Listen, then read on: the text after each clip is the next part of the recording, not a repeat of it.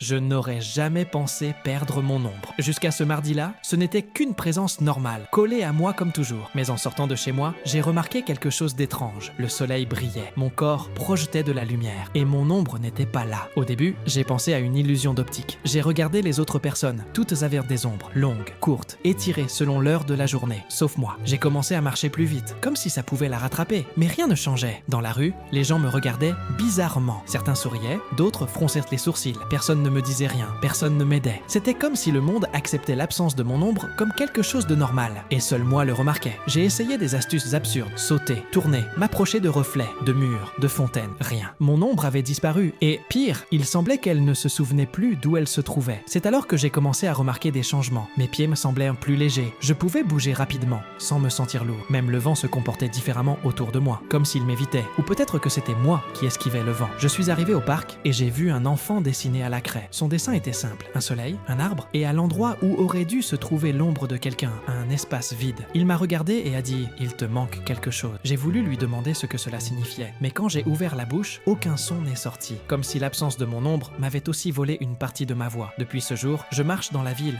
en essayant de récupérer ce que j'ai perdu. Parfois, j'ai l'impression que quelqu'un me suit, mais il n'y a pas d'ombre pour confirmer sa présence. Et j'ai appris quelque chose d'important. Notre ombre n'est pas seulement le reflet de nous-mêmes, c'est un rappel silencieux que nous appartenons à ce monde. Et tandis que je la cherche, chaque jour je me demande, et si un jour je découvrais qu'elle n'a jamais été mienne pour commencer?